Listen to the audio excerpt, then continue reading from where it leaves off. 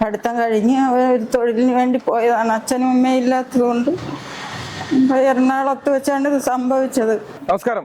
ചുവട് ന്യൂസിൽ നിൽക്കുന്ന മറ്റൊരു വാർത്തയുമായി ഞങ്ങൾ നിൽക്കുന്നത് കൊല്ലം ജില്ലയിലെ കാഞ്ഞിരത്തുമൂട് എന്ന സ്ഥലത്താണ്. അതായത് കടക്കൽ കാഞ്ഞിരത്തുമൂട് എന്ന സ്ഥലത്താണ്. ഇവിടെ വരാനുണ്ടായ സാഹചര്യം, ഇന്നലെ രാത്രി 9 മണിക്ക് ഞങ്ങളുടെ ഓഫീസിലേക്ക് ഒരു കോൾ വരികയാണ്.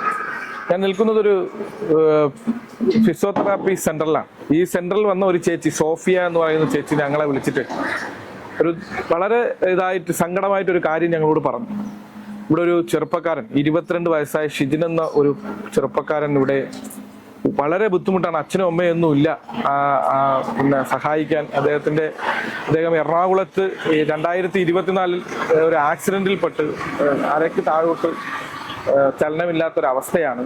നിങ്ങളൊന്ന് ആ വാർത്ത ഒന്ന് ചെയ്യാമോ എന്ന് ചോദിച്ചു. അപ്പോൾ ഞങ്ങൾ പറഞ്ഞു തീർച്ചയായും ഞങ്ങൾ ഇന്ന് തന്നെ അത് ചെയ്യും, ഉറപ്പ് നൽകി. ഞങ്ങൾ രാവിലെ ഇവിടെ എത്തി. തീർച്ചയായും ഷിജിനെ കാണാൻ പോവുകയാണ്. കാണുന്നതിന് മുമ്പ് ഞാൻ ഷിജിനെ വീഡിയോയിൽ വരുന്നതിന് മുമ്പ് ഞാൻ ഷിജിനെ കണ്ടു കഴിഞ്ഞു. ഷിജിന്റെ ഒരു അവസ്ഥ എന്ന് പറയുമ്പോൾ 22 വയസ്സ് മാത്രമുള്ള ഒരു ചെറുപ്പക്കാരനാണ്. അവന് ജീവിതത്തിലേക്ക് തിരിച്ചു കൊണ്ടുവരാൻ അവന്റെ ഒരു വലിയമ്മ മാത്രമാണുള്ളത്. ആ വലിയമ്മയാണ് അവന്റെ പ്രാഥമിക കർമ്മങ്ങൾ പോലും അവരാണ് ചെയ്യുന്നത്. ഈ ചെറുപ്പക്കാരനെ നമുക്ക് ജീവിതത്തിലേക്ക് കൊണ്ടുവരുന്നെങ്കിൽ നമ്മളെപ്പോലുള്ളവർ മുമ്പോട്ട് വന്നാലേ കഴിയത്തുള്ളൂ എന്നുള്ളൊരു അവസ്ഥയാണ്. ഞാൻ മുമ്പും പറയാറുണ്ട്, ഒരുപാട് മനുഷ്യർ ഇതുപോലെ ഉണ്ട്. ആ മനുഷ്യരെ കണ്ടെത്തി ഞങ്ങൾ നിങ്ങളുടെ മുന്നിൽ എത്തിക്കുന്നത് നിങ്ങളുടെ സഹായം ഉണ്ടാകുമെന്ന പ്രതീക്ഷയോടുകൂടിയാണ്.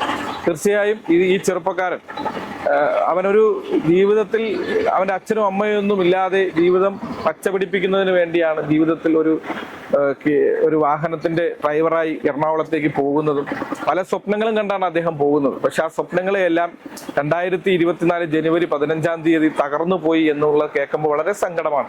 അച്ഛൻ 2 മാസം പ്രായമുള്ളപ്പോൾ മരിച്ചതാണ്. പിന്നെ അമ്മ +2 വരെ ഉണ്ടായിരുന്നു, പിന്നെ ഉപേക്ഷിച്ച് പോയതാണ്. പിന്നെ അന്നോട്ട് എൻ്റെ കൂടെയാണ് ഞാൻ നോക്കി.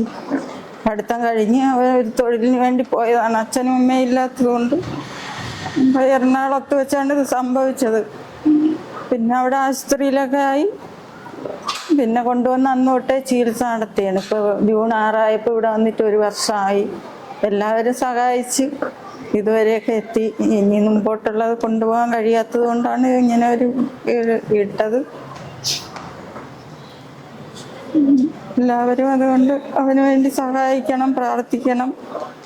പിന്നെ എറണാകുളത്തുള്ള ജോയ്മോൻ എന്ന് പറയുന്ന ഒരു ചേട്ടന് വന്ന് ഒരുപാട് നമുക്ക് സഹായിച്ച്, എൻ്റെ മുതലാളിയും എല്ലാവരും. Spinal cord injury Asia A ഗ്രേഡാണ് ഷിജിന് നിലവിലുള്ള കണ്ടീഷൻ. അപ്പോൾ ഈ കണ്ടീഷൻ വെച്ച് ഷിജിന് സ്വന്തമായിട്ട് ജീവിക്കാനുള്ള ഒരു ഇതാക്കിയെടുക്കുക എന്നുള്ളതാണ് എൻ്റെ ഫിസിയോതെറാപ്പി കൊണ്ടുള്ള ലക്ഷ്യമിടുന്നത്. അപ്പോൾ അദ്ദേഹത്തിന് അതിന് വേണ്ടിയിട്ടുള്ള സാമ്പത്തികമായിട്ടുള്ള പ്രശ്നങ്ങൾ ഒരുപാടാണ് ഉള്ളത്. എല്ലാവരും കൂടെ ഒന്ന് സഹായിച്ചാൽ അദ്ദേഹം ജീവിതത്തിലേക്ക് തിരിച്ചു വരും എന്ന് കരുതുന്നു. എത്ര നാളായി ഇങ്ങനെ ഇതായിട്ട്? 1.5 കൊല്ലം. എവിടെയായിരുന്നു വെച്ചായിരുന്നു ആക്സിഡന്റ്? എറണാകുളത്ത് വെച്ചാണ് ആക്സിഡന്റ്. അച്ഛനും അമ്മയൊന്നും ഇല്ല. എങ്ങനെ? വല്യമ്മ എന്ന് പറയുമ്പോ ആരാണ് വലിയമ്മ? അമ്മയുടെ ചേച്ചി. അവരാണ് നോക്കുന്നതല്ല. ഇപ്പൊ ഡോക്ടർ എന്ത് പറയുന്നു? ഇപ്പോഴത്തെ ചികിത്സാ കണ്ടീഷൻ ഇനി ഫിസിയോയുടെ റിക്കവർ ആവുമെന്ന് പറഞ്ഞു. ഫിസിയോ കണ്ടിന്യൂ ചെയ്യണമെന്ന് പറഞ്ഞിട്ടുണ്ട്. അപ്പൊ അതുമായി ബന്ധപ്പെട്ട് ഈ സാമ്പത്തികത്തിന്റെ ബുദ്ധിമുട്ടുണ്ടല്ലോ, അതുകൊണ്ടാണ് ഇത്തരത്തിൽ 2 പേർക്കും ജോലിയില്ല. വല്യച്ഛനും വല്യമ്മയും കൂടെയാണ് ഇവിടെ നിൽക്കുന്നത്. അവരാണ് നോക്കിക്കൊണ്ടിരുന്നത്. അവർക്കിപ്പോ ജോലിയൊന്നും ഇല്ലാത്തതുകൊണ്ട് ബുദ്ധിമുട്ടാണ്. വേറെ ജോലിയൊന്നും ഇല്ല ഇപ്പൊ. ഇവിടെ തന്നെ കുറെ ആളായിട്ട് കഴിയണം. പിന്നെ ബന്ധുക്കളും അങ്ങനെ എല്ലാരും സഹായിച്ചാണ്ട് ഇവിടം വരെയൊക്കെ എത്തി.